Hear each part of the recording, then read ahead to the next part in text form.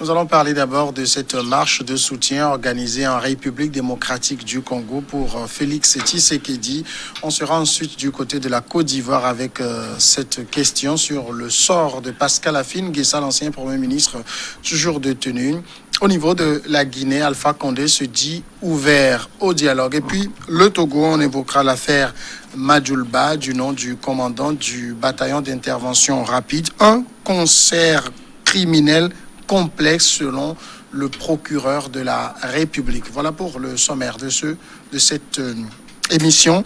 Ce sera commenté avec David Djagbavi de togosite.com. Bonsoir David. Bonsoir Samuel. Bonsoir aux confrères.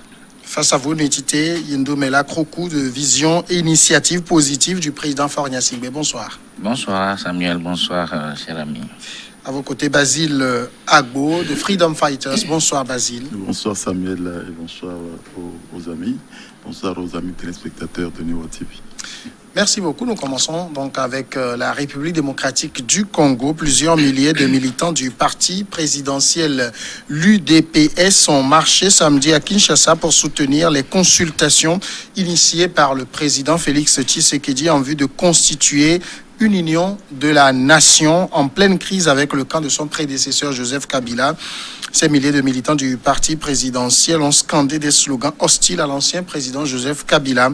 Ils ont aussi appelé à travers des chansons à la fin de la coalition entre le FCC et le CAJ. Basile Agbo, la tension est perceptible aujourd'hui entre les deux coalisés au niveau de la RDC. On le disait la semaine dernière, je crois, que le président Tshisekedi a besoin donc d'imprimer sa marque à la gouvernance qu'il est en train de faire depuis un certain moment, parce que ce qui est vrai, c'est que il est président, mais bon, tout donne l'impression comme si il est dans un empêchement donc d'exprimer ou bien d'imprimer donc sa marque à la gouvernance avec donc son prédécesseur qui occupe, je ne sais pas, une grande partie donc de la scène politique, parce qu'à l'Assemblée nationale, on sait que c'est lui, et un peu partout, on sait que c'est lui. Je crois que c'est la raison pour laquelle il a initié ce que nous sommes en train d'appeler depuis la semaine dernière des consultations pour pouvoir avoir à lui des partisans qui puissent vraiment l'aider à, comme je le disais, imprimer sa marque à sa gouvernance. Et si ces militants, comme on le sait en Afrique, lui exprime donc un certain soutien, certaines marches de soutien, etc., à laquelle donc certains peuples n'ont plus cette habitude-là. Et donc, je crois que c'est une marque également qu'il est en train de vouloir chercher. Et donc, on verra ce que ça va donner, parce que de toutes les façons, le jeu continue de se jouer. Et le bras de fer, si bras de fer on peut l'appeler, continue donc d'être visible sur la scène ou bien sur le paysage politique de la RDC.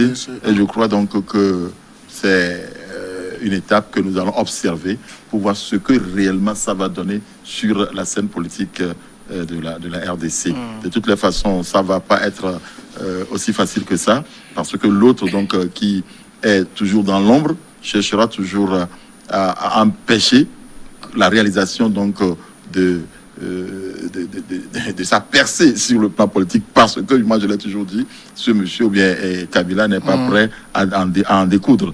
Il est toujours là et je crois qu'il cherchera toujours à revenir sur la scène. Ce n'est pour rien qu'il continue donc de mener sa pression, et on va voir ce que ça va donner. Si la rue pourra faire en sorte qu'il parviendra à s'imposer et à donner sa marque comme il est en train de chercher à le faire, ou alors l'autre va continuer donc par le bousculer, par le frapper et le maintenir donc dans la situation la situation de léthargie dans laquelle il semble être plongé depuis qu'il a pris le pouvoir. David, est-ce que Félix Tshisekedi, avec cette marche de soutien, n'est pas simplement dans une sorte d'exhibitionnisme, alors qu'on sait que la politique, elle se joue ailleurs? Vous savez, ce qui a véritablement fondé l'invitation de ces assises nationales s'explique par le besoin de Tshisekedi de récupérer le terrain qui est occupé par son adversaire politique dans l'accord qui les avait liés à la suite de son élection à la présidence de la RDC. Mais 2 années plus tard, le président actuel a fait le constat selon lequel sa politique qu'il avait envie d'imprimer pour les Congolais ne se concrétise pas sur le terrain. Parce que quelque part, en face, il y a un adversaire qui semble être un allié politique, mais derrière, cet allié fait tout pour bloquer la stratégie politique que Tshisekedi avait promis de dérouler pour les Congolais. Et donc, à la suite de ce constat, il fallait véritablement lancer un appel pour réunir les forces vives de la nation autour de ces assises nationales, pour poser les bases d'une réflexion qui consisterait à retourner la situation en faveur de Tshisekedi. C'est ce qui a fondé aujourd'hui l'appel lancé pour cette mobilisation autour de ces assises nationales. Mais malheureusement, tout porte à croire que Tshisekedi n'arrive pas à diriger les choses telles qu'il l'aurait souhaité. Et donc, la preuve, c'est qu'il a fait appel à la rue. Et la population s'est mobilisée pour lui apporter un soutien, oubliant que le soutien dont il a besoin ne se trouve pas dans la rue, justement. Et il faut pour cela matérialiser la force et l'autorité qu'il incarne en tant que président de la République. Alors aujourd'hui, Kabila est devenu un observateur de la politique de Tshisekedi qui de loin réunit tous les paramètres pour bloquer Tshisekedi dans son désir de concrétiser les promesses qu'il a faites aux Congolais pendant la campagne. Et donc, en tant qu'observateur avisé, il est sûr que tôt ou tard, Tshisekedi reviendra vers lui pour reposer les bases d'une collaboration, si tant est qu'il faut véritablement retourner encore à une collaboration. Et donc, étant sûr que Tshisekedi reviendra vers lui, il s'affiche en tant que celui qui peut changer la donne à tout moment, oubliant que à tout moment, justement, la situation peut aussi changer d'un camp à l'autre. Donc, l'exhibitionnisme, oui, je suis d'accord. Sauf que je m'inscris en déphasage avec ces genres de pratiques qui consistent à faire appel à la rue pour venir apporter un certain soutien. Ce soutien qui ne peut changer rien si l'adversaire qui détient les mannes n'accepte pas d'aller à accepter peut-être la volonté de l'adversaire politique pour décrisper un peu la situation. Et donc aujourd'hui, il y a quand même une sorte de constat qui est fait sur le terrain qui est relatif au fait que le pays entier est bloqué et à un moment, ça risque de retourner contre tel ou tel parti parce que au milieu, c'est le peuple congolais qui tire le malheur d'être pris comme otage d'une collaboration politique entre deux formations politiques. Alors, on sent de la part des partisans de Félix Tshisekedi qu'il faut rompre, ils doivent aller au divorce. Est-ce que Tshisekedi lui-même, pour aller au divorce, parce que s'il y a cette mariage, c'est qu'il a approuvé, a besoin de faire ce spectacle? Bien, d'abord, avant de rentrer dans ce débat, moi, je voudrais rappeler quelque chose. Quand on parle de la politique congolaise, c'est qu'on ne doit pas ignorer l'histoire politique de ce pays, et qui avait déjà connu un Tshisekedi, pour ne pas dire Tshisekedi père, qui avait eu à connaître des situations un peu tendues, même s'il faut le dire, beaucoup plus tendues que celle-ci d'alors. Et aujourd'hui, quand on analyse bien la scène politique congolaise, on se rend compte qu'il y a deux traditions qui sont en train de s'affronter. C'est des traditions, ce n'est pas uniquement des partis politiques. Et donc, dans cette tradition, moi, je voulais dire quoi? Les Tshisekedi, dans l'histoire de la République congolaise démocratique, se sont toujours affichés comme des réformateurs, c'est-à-dire des gens qui apportent une tendance nouvelle, une nouvelle manière de gouverner. Et comme tel, ils sont du père au fils des nouveaux venus sur la plateforme politique nationale. Et c'est maintenant que eux, ils cherchent à s'implanter ou à s'imposer. Et dans cette logique, votre question m'amènerait à dire ceci. Oui, il a besoin de ce spectacle, pas forcément pour attirer peut-être des retombées positives, excusez-moi, par rapport à sa situation actuelle sur le plan politique dans le pays, mais d'abord pour faire volte-face au fait que le poids de Kabila est en train de prendre le dessus vis-à-vis de la politique de Tshisekedi. Donc, il a juste fait appel à la foule pour, en quelque sorte, une démonstration de force, faire savoir à l'adversaire que non, moi aussi je suis là et je suis représentatif sur le terrain. Mais moi, là où je voudrais pousser, mes réflexions, peut-être attirer l'attention de Tshisekedi, c'est que, étant venu nouvellement dans la scène politique après le décès de son père, il aurait dû travailler sérieusement sa base, c'est-à-dire les structures fondatrices de son parti politique, pour avoir une bonne assise, parce que Kabila a su profiter d'abord lui-même des mandats qu'il a eu à faire à la tête du pays. Donc, il maîtrise la grande majorité des institutions, que ce soit militaires ou politiques de la RDC. Et également, il a eu cette grâce d'être le dauphin de son père, Feu Kabila, qui également avait eu cette grâce ou cette chance de diriger ce pays pendant un moment donné.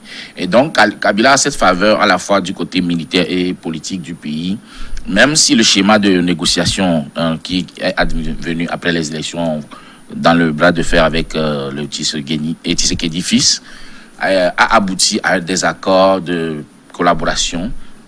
Kabila, ce n'est pas qu'il le fait, je peux dire, sciemment pour nuire à Tshisekedi, mais je pense que c'est rentré dans ses habitudes. C'est naturel pour lui parce qu'il a été président. Il a toujours cela dans les gènes. Donc, lui, il occupe naturellement le terrain. Il ne se va pas passer derrière. Voilà, sans savoir qu'aujourd'hui, c'est plutôt Tshisekedi qui est le président. Maintenant, c'est à Tshisekedi de taper du poing sur la table, de savoir s'imposer en tant que le nouveau président. Et on verra ce que ça va donner. Alors, en même temps, Basile, est-ce que le divorce va être facile? Parce que, je vais présenter le tableau. Le Parlement RD congolais compte 500 députés. La coalition de Kabila en a 319. Le Sénat compte 109 sénateurs. La coalition de Kabila en a 90. C'est facile de divorcer avec... C'est ce que je disais justement, que le paysage politique aujourd'hui ne permet pas, tel qu'il est, à Tshisekedi de vraiment s'imposer d'une façon ou d'une autre devant Kabila. Il aurait pu, moi je pense cela, il aurait pu discuter réellement avec Kabila. Parce que les forces en présence ne lui sont pas favorables. C'est favorable à Kabila. Donc, la démarche aurait été qu'il rencontre Kabila, qu'il discute réellement avec Kabila d'une vraie coalition qui fasse en sorte que les deux s'imposent sur la scène et s'offrent des garanties mutuelles. Parce que dans l'état dans lequel Tshisekedi se trouve, ne lui permet pas un vrai divorce réel qui lui donnera les mains libres pour diriger ce pays. En anglais, on dit « If you can win them, join them ». Il ne peut rien faire à l'heure actuelle face à un Kabila tout puissant sur la scène politique. Discuter avec lui, lui soumettre certains points de vue, lui dire « Nous sommes deux à diriger ce pays. Je voudrais que tu me laisses la possibilité d'aller et allons ensemble pour que le pays ait la paix, pour que nous dirigions ce pays. Même si demain, tu vas reprendre les mains, laisse-moi au moins diriger le pays. Allons-y ensemble. Le problème, c'est que ce soit Tshisekedi ou Kabila, les deux lorgnent sur 2023. Oui, ça c'est évident. Nous sommes sur un terrain politique et chacun cherchera toujours à anticiper sur les événements pour se préparer, pour y aller. Mais donc, à l'heure actuelle, comme je suis en train de le dire, Tshisekedi n'a pas la possibilité de divorcer avec Kabila parce que Kabila est tout puissant. Il aurait pu négocier, continuer par négocier, continuer par lui promettre un certain nombre de choses qui fera en sorte que lui aussi, même en donnant sa marque à la gestion des affaires, verra qu'à côté de lui, il y a quelqu'un qui peut le supporter, qui peut le soutenir, avec peut-être ses militants et autres. Je crois que ce sera mieux. Le calcul dans lequel se trouve peut-être Félix Tshisekedi, c'est de réussir à retourner la situation en sa faveur en dissolvant l'Assemblée nationale et réorganiser de nouvelles élections législatives, puisque il est, en tant que président, il a ce pouvoir de dissoudre les différentes assemblées. Oui, et c'est en cela que je suis un peu en désaccord avec la proposition de Basile. Je pense que quand on est élu président de la République, on dispose d'une autorité qui vous permet de gouverner. Et même si vous avez, si vous avez fait des alliances avec un partenaire politique en face, partager le pouvoir et l'exercer risquerait de vous créer d'autres ennuis. Vous savez, les accords politiques pardon, dans la gestion du pouvoir n'ont jamais été à bout. Hein. À un moment, ça se fragilise et les alliés se séparent. On a vu beaucoup d'exemples où le président signe des alliances, des accords avec son adversaire politique pour gérer le pays, mais après à un moment, on commence par constater des scissions et puis après, ou alors l'adversaire commence par se comporter d'une manière à mettre les bâtons dans. On a vu un peu ce qui s'est passé en Côte d'Ivoire entre Ouattara et puis Bédine. Et donc aujourd'hui, heureusement que la Constitution congolaise donne la priorité au président de la République de dissoudre l'Assemblée nationale et de convoquer des élections législatives. Il peut le faire, mais la question est de savoir est-ce que dans la réalité actuelle, est-ce que Tshisekedi dispose de bases assez profondes sur l'ensemble du territoire congolais? Quand on regarde un peu les gouverneurs des provinces, tous sont de Kabila, du camp de Kabila, en tout cas la majorité vient du camp de Kabila. Les députés viennent du camp de Kabila, etc., la majorité. Et donc aujourd'hui, est-ce qu'en 2 années, les Congolais ont envie de changer le paysage politique pour permettre au président Tshisekedi de véritablement gouverner? S'il est sûr de pouvoir réussir ce défi-là, je pense qu'il en va de son intérêt d'appeler à des élections législatives pour disposer d'une majorité à l'Assemblée nationale et pouvoir dérouler son programme politique. Mais si il n'est pas trop sûr, il faut faire attention aussi parce que convoquer des élections législatives à 2 ou 3 ans des élections présidentielles qui se retournent contre vous, c'est-à-dire si Tshisekedi perd ces élections législatives, il faut faire attention pour 2023 parce que c'est un signal très fort. Et donc aujourd'hui, Tshisekedi se retrouve face à un dilemme où ayant compris la nécessité d'avoir des soutiens, fait appel à la population qui est aujourd'hui détentrice de la souveraineté de ce pays et profitant de cette mobilisation, je pense, il faut aussi l'espérer que quelque chose de bien sorte de cette mobilisation, sinon Kabila n'est pas prêt à lâcher l'affaire et il suit de près la situation politique. Alors, il y a une sorte de médiation que joue actuellement l'Église catholique. Les évêques ont rencontré Joseph Kabila, ils ont rencontré Martin Fayoulou, ils ont rencontré Sylvestre Ilunkamba, le Premier ministre. Est-ce qu'il est possible que une réconciliation entre ces 2 camps se fasse par l'entremise des évêques? C'est possible, puisque l'histoire de ce pays a prouvé déjà des situations de décrispation qui ont été favorisées par l'intrusion des forces catholiques par le passé. Donc il y en a eu entre Tshisekedi père et puis Feu Mobutu. Donc aujourd'hui, on peut tenter de faire confiance à cette médiation de l'Église catholique pour essayer de favoriser peut-être pour un temps la situation afin de permettre un dialogue beaucoup plus franc. Maintenant, là où ça peut aussi apaiser les ardeurs des uns et des autres, c'est que nous sommes en politique et en politique, comme on le dit sous certains cieux, tous les coups sont permis. Donc chaque parti politique, ce n'est pas une question de tolérance, mais plutôt une question de gagner du terrain, tirer les choses en son avantage. Et sur ce point, Tshisekedi aurait constaté que quelque part, quand bien même qu'ils ont un accord, Kabila quelque part est en train de préparer son avenir politique, même s'il ne reviendra pas lui-même sur la scène politique, peut-être il a déjà préparé ou il est en train de préparer un dauphin. Et Tshisekedi n'est pas prêt aussi à perdre déjà juste à son entrée sur la scène politique pour sa première gouvernance, perdre et puis se retrouver peut-être dans les oubliettes. Donc cela nous amènerait plutôt à réfléchir un peu sur le sens même de cette mobilisation qu'il a convoquée la dernière fois.